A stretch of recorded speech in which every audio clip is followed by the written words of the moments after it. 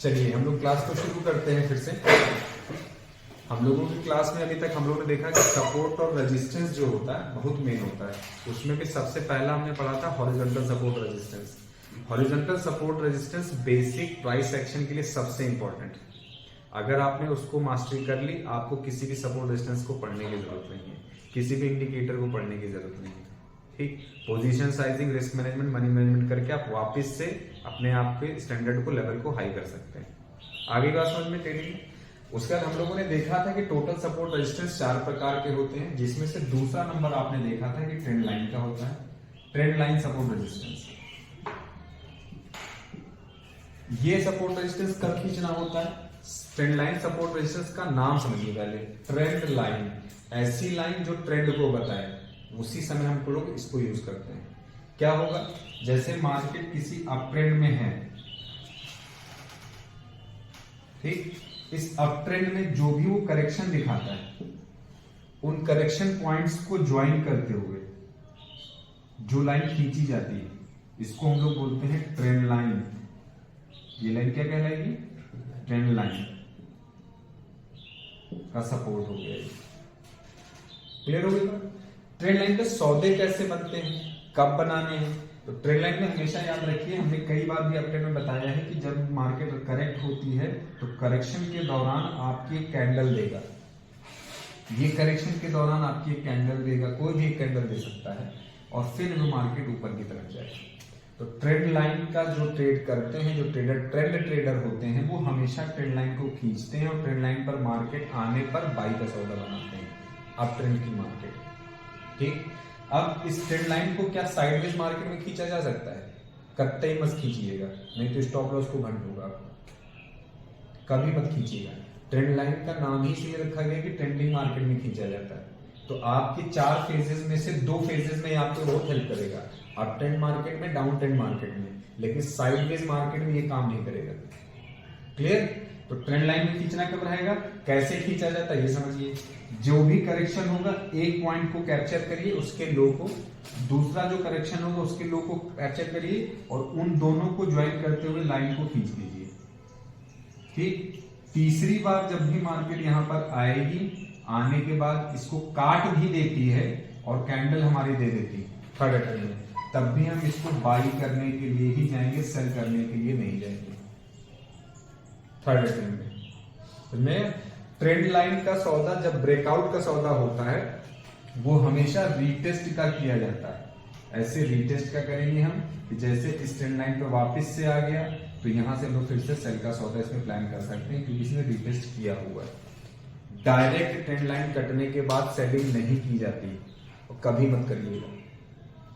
Direct अगर आप selling करने जाओगे, आप देखोगे ऐसे ही परिस्थिति में लोग देखते हैं ट्रेंड लाइन कट गया, एंट्री करते हैं, एंट्री करने के बाद मार्केट पलट करके ऊपर चली जाती है, उनका स्टॉप लॉस खा जाती है।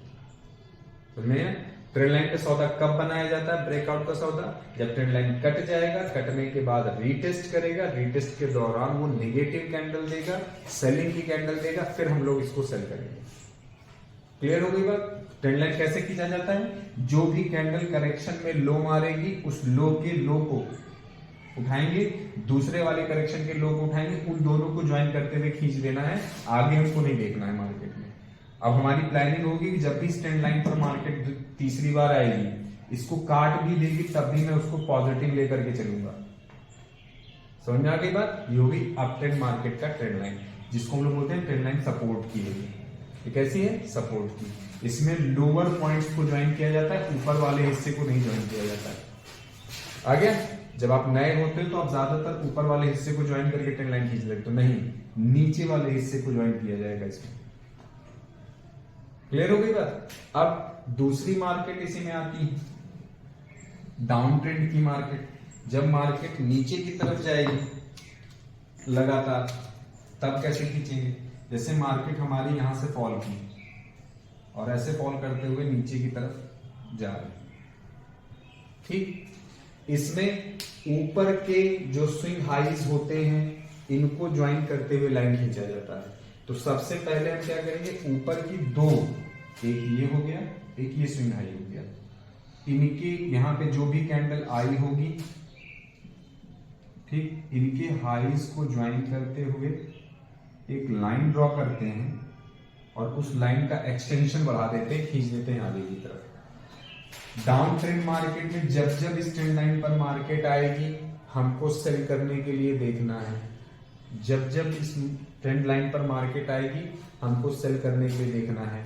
जब तक इस ट्रेंड लाइन के नीचे मार्केट रहेगी हमको बाई का सौदा नहीं लेना है। कब लेना है? जब मार्केट यहाँ आती है, कोई निगेटिव कैंडल बनता है तो उसके नीचे हम लोग शॉर्ट करेंगे। जब भी निगेटिव कैंडल बनेगा हम शॉर्ट करेंगे। समझ में आ गई बात? लो शिफ्ट होगा, रीटेस्ट करेगा, फिर फॉल होगी, फिर शॉर्ट करेंगे, करते रहेंगे। जब ये ट्रेंड लाइन कट जाएगा, कट के ऊपर आ जाएगा, फिर भी हम यहाँ पे शॉर्ट करेंगे नीचे के लिए। क्लियर? क्यों? बिना कंसोलिडेशन फेज बनाए हुए मार्केट डाउन ट्रेंड से डायरेक्ट अप ट्रेंड की तरफ नहीं जाएगी। समझ में आई बात की नहीं? बिना डाउन ट्रेंड कंप्लीट। तो हम लोग कह रहे थे कि बात कर रहे थे कि जब मार्केट अगर ट्रेंड लाइन को ब्रेक कर दे ऊपर की तरफ, तो क्या हम डायरेक्ट बाई का सौदा बना सकते हैं? कभी मत बनाने चाहिएगा।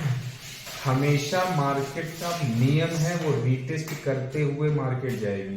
बिना रीटेस्ट करते हुए कभी भी मार्केट जाएगी तो वापस लौट के आ जाएगी, तो आप उसमें फंस जाएंगे। तो रीटेस्ट का मतलब ये होता है कि जिस भी लेवल को उसने काटा, जैसे इसने इस ट्रेंड लाइन को मान लेते हैं इस जगह पे काट दिया, ऐसे काट दिया, ठीक। तो इस ट्रेंड लाइन पर वापस जब मार्केट आएगी और टच करके हमको पॉजिटिव कैंडल देगी तो हम लोग इसमें पोजीशन चेंज करेंगे ऊपर की तरफ। क्लियर हो गई बात? जब तक ये रीटेस्ट नहीं करने आएगा इस एरिया में, चाहे इस एरिया में, तब तक हम बाई का सौदा नहीं करेंगे, ट्रेंड लाइन ब्रेकआउट का सौदा नहीं करेंगे। क्लियर हो गई बात? तो ट्रेंड ट्रेडर क्या करते हैं? दो प्रकार के होते हैं। एक होते हैं ट्रेंड को फॉलो करते हुए ट्रेड करते हैं, एक होते हैं ट्रेंड का ब्रेकआउट करके ट्रेड करते हैं। जो ट्रेंड का फॉलो कर रहे होते हैं वो क्या करते हैं? सौदा जब नीचे जाएगा तो जैसे ही ट्रेंड लाइन पर आएगी वैसे ही वो सेल का सौदा ले लेंगे, ठीक, कैंडल नेगेटिव आने के बाद। और जो ट्रेंड ब्रेकआउट का करते हैं वो पहले कहेंगे ट्रेंड को कटने देते हैं, रीटेस्ट होने देते हैं, फिर हम सौदा ऊपर की तरफ बनाएंगे, ठीक। अब हम लोग क्योंकि हॉरिजॉन्टल सपोर्ट रेजिस्टेंस पर ज्यादा काम करते हैं तो उसमें ट्रेंड का लाइन तो उतना यूज होता नहीं, लेकिन कभी मन हो गया करने का तो सर हमारी पोजीशन कहां से मजबूत होगी? जिस जगह पर ट्रेंड लाइन का सपोर्ट और हॉरिजॉन्टल लाइन का सपोर्ट दोनों साथ में आ जाए वो इंपॉर्टेंट होगा। अब मार्जिन कैंडल, जैसे ये ट्रेंड ट्रेडिंग कर रहे थे हम, मार्जिन कैंडल कोई थी हमारी पीछे की, इस कैंडल पर मार्केट आई है या इस सपोर्ट पर मार्केट आई हुई है और उसने इसी को टच किया तो हमने देखा ये ट्रेंड का रीटेस्ट पॉइंट भी है और इस मार्जिन कैंडल का हाई भी सपोर्ट भी है हॉरिजॉन्टल का। तो यहां से अगर आपका ट्रेड बनता है ऊपर की तरफ में, स्टॉप लॉस आपका छोटा होगा और टारगेट बड़े हो जाएंगे। पहला स्विंग हाई, दूसरा स्विंग हाई, तीसरा स्विंग हाई, ऐसे करते हुए मार्केट ऊपर की तरफ चली जाएगी। क्लियर हो गई बात? तो ऐसी परिस्थिति में हमने क्या पहले भी बताया था कि ट्रेंड लाइन का अगर आप ट्रेड करोगे तो उसमें आपको कभी कभी इसकी सहायता लेनी पड़ेगी, हॉरिजॉन्टल सपोर्ट रेजिस्टेंस की सहायता लेनी पड़ेगी, लेकिन केवल हॉरिजॉन्टल करोगे तो ट्रेंड की सहायता की जरूरत नहीं पड़ेगी। क्लियर हो गई बात? हाँ, वो रिकॉर्ड होता रहता है, उसके लिए परेशान मत, वैसा नहीं। आगे समझ इतनी बात आई समझ में, है ना? पोजीशन कहां कहां बनेगा, क्या बनेगा, इस समझ में आ गया। जब भी बनेगी पोजीशन, कैंडल आने का वेट करेंगे, ऐसा नहीं पहले ही मन में सोच लिया ये तो ब्रेकआउट हो। तो ट्रेंड लाइन का जब भी ट्रेड करोगे आप, ट्रेंड लाइन का ट्रेड केवल और केवल ट्रेंडिंग मार्केट में मजा ले पाएगा, साइडवेज मार्केट में नहीं ले पाएगा। इसलिए जो भी ट्रेंड ट्रेडर बनता है वो 33% मार्केट में पैसा कमाता है, 30 से 33% मार्केट में पैसा कमाता है, ठीक। इस दौरान मार्केट में पैसा कमा क्यों पाता है वो? क्योंकि मार्केट इतनी ट्रेंडिंग होती है, पूरे साल में आपको 30 से 33% मार्केट की ट्रेंडिंग दिखाई देगा। बाकी टाइम मार्केट साइडवेज एरिया में रहता है। साइडवेज एरिया में रहने की वजह से यहाँ पर आपके हॉरिजॉन्टल या छोटे टारगेट या एवरेज टारगेट प्राइस के लिए जो भी ट्रेड करते हैं वो हमेशा प्रॉफिट में या ज्यादातर प्रॉफिट में रहते हैं। समझ में आ गया? तो ट्रेंड लाइन कब यूज आता है? जब आप ट्रेंडिंग मार्केट में करोगे, बड़े सौदे पकड़ने होंगे या जिस सौदे को होल्ड करना होगा, ट्रेंड लाइन लगा के चुपचाप बैठे रहिए, हमको लंबा सौदा चलना है। आगे समझे? ये आपका था दूसरा ट्रेंड लाइन का सपोर्ट एंड रेजिस्टेंस। क्लियर हो गई बात? अब तीसरा जो सपोर्ट रेजिस्टेंस हम लोग यूज करते हैं वो आपका होता है फिबोनाची, ठीक। तीसरा आपका कौन सा होगा? फिबोनाची का होगा। फिबोनाची क्या होता है? फिबोनाची का और कब यूज किया जाना है इसको। फिबोनाची एक प्रकार का टूल होता है जो आपको मिलेगा ट्रेडिंग व्यू या जो भी ब्रोकर अकाउंट आप यूज करते हो उसमें मिलेगा। ये टूल तब यूज किया जाता है जब मार्केट बिना रीटेस्ट किए हुए शूट हो जाए। ठीक, मार्केट में कहीं पे सपोर्ट उसको मिला और डायरेक्ट मार्केट ऐसे करते हुए ऊपर निकल गई बिना रीटेस्ट करते हुए। ऐसी परिस्थिति में फेबो को नीचे से ऊपर की तरफ ड्रॉ किया जाता है ऐसे करके, और एक्सटेंड करते हुए नीचे तक पूरा आपको एक ऐसे चार्ट बन करके आ जाएगा उस पे, और उसमें अलग अलग लेवल्स लिखे होंगे। ठीक, जैसे 0.786, 0.682, 0.5, 0.382, ये फिर 0.28 ऐसे करके लेवल्स लिखे होते हैं। ये कब होता है, जब आप किसी भी चार्ट पर या ट्रेड करते समय किसी शूट मार्केट में आप ट्रेड करने जा रहे हो और उस शूट मार्केट में आपको ये नहीं पता चल पा रहा है कि इसमें मार्केट करेक्शन कितना कर सकता है या सपोर्ट क्या है। जब किसी भी सौदे में आपको किसी भी चार्ट में किसी भी इंडेक्स में सपोर्ट रेजिस्टेंस ढूंढने में दिक्कत होगी, आप फिबोनाची डाल दीजिए, सपोर्ट रेजिस्टेंस क्लियर हो जाएगा, है ना। इसीलिए जब कभी शूट मार्केट होती है तो उसमें ढूंढ पाना कि मार्केट कितना करेक्ट होगा, क्या करेगा, उसके लिए आपको फेबो डालना है। सबसे इंपॉर्टेंट लेवल इसमें जो होता है वो 0.5 का होता है। याद करिए, जब हम लोग पहले दिन की क्लास पढ़ रहे थे फेजेस ऑफ द मार्केट, उसमें हमने बताया था कि कोई भी मार्केट डाउन ट्रेंड की तरफ या ट्रेंड चेंज कब माना जाता है, जब वो मार्केट वापस लौट करके आए और 50% एरिया को काट दे। ये 50% है, 0.5 मतलब 50% ऑफ द ट्रेंड। तब हम मार्केट में सोचते हैं कि अभी मार्केट नेगेटिव हो गया है, अब ये नीचे की तरफ सौदे हमारे ज्यादा अच्छे देगा, ऊपर की तरफ सौदे नहीं देगा। जब तक 0.5 नहीं कटेगा किसी ट्रेंड का, तब तक उस सौदे को हम पूरी तरह से नेगेटिव नहीं सोच के चलेंगे। क्लियर होगी बात। तो फेबो क्या है, एक प्रकार का टूल है जो अप ट्रेंड मार्केट में बॉटम से टॉप पर लगाया जाता है। जहां से मार्केट ने चाल उठाई है, जहां से मार्केट तेजी से ऊपर जाते हुए दिखाई देगा, जिस सपोर्ट से वहां से उठाएंगे, बॉटम से टॉप पर लगाएंगे। ठीक, अब डाउन ट्रेंड की मार्केट जैसे है, ये मान लीजिए डाउन ट्रेंड की है, इस केस में हम क्या करते हैं, ऊपर से नीचे की तरफ फेबो लगता है। उस केस में हम लोग ऊपर से नीचे की तरफ फेबो लगाएंगे। कैसे लगेगा, यहाँ पे हम रखेंगे, टूल को जाके लेंगे, इंडिकेटर वाले पार्ट में मिलेगा आपको, एनालिसिस वाले पार्ट में यहाँ पे टूल रखेंगे और यहाँ से ऐसे ड्रॉ करते हुए नीचे लेकर के आएंगे, और जहां तक मार्केट ने बॉटम मारा है उस पूरे एरिया को ऐसे ब्लॉक कर देंगे। जब ब्लॉक हो जाएगा तो ऑटोमेटिक आपके लेवल्स खींच के आ जाएंगे, सपोर्ट और रेजिस्टेंस के ऐसे लेवल्स खींचे रहेंगे, जिसमें बीच वाला एरिया आप देखोगे 0.5 करके एरिया पड़ा होगा, फिर 0.382 पड़ा होगा, फिर 0.286 पड़ा होगा, फिर 682 पड़ा होगा। ये सारे लेवल्स हैं। ठीक, ये फिबोनाची टूल आया कहां से, फिबोनाची टूल अगर ये जानने की इच्छा है तो आपको पता है टेक्निकल एनालिसिस जो हम लोग पढ़ रहे हैं या जो पूरी वर्ल्ड पढ़ रही है वो जापान की देन है।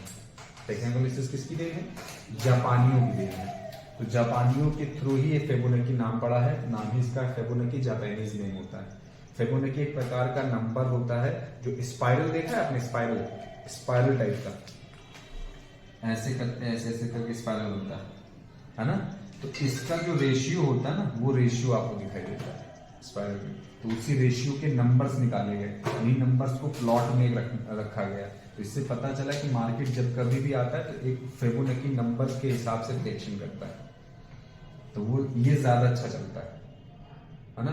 किस केस में इसको लगाना है, इसको लगाना है तब जब आपको किसी भी स्टॉक का एनालिसिस लंबे समय तक करना है, आपको सपोर्ट रेजिस्टेंस ढूंढने में दिक्कत हो रही है, आप इसको लगा लीजिए। या कभी मार्केट शूट होकर के निकल गई, काफी तेज चली गई, तो उस केस में भी हम लोग फिबोनाची टूल का इस्तेमाल करते हैं। ठीक, सबसे इंपॉर्टेंट हॉरिजॉन्टल, दूसरे नंबर पे आपका आएगा ट्रेंड लाइन का, और तीसरे नंबर पे हो जाएगा फिबोनाची टूल। क्लियर होगी बात, कैसे लगाना है, अप ट्रेंड मार्केट में बॉटम से टॉप तक और डाउन ट्रेंड मार्केट में टॉप से बॉटम तक। क्लियर, क्या दिक्कत है इसमें, ये तो अच्छी बात है, हमको सपोर्ट रेजिस्टेंस खींचने की जरूरत नहीं पड़ेगी, इसको क्यों ना लगा ले। दिक्कत ये है कि आपको साइडवेज मार्केट ये नहीं बताएगा।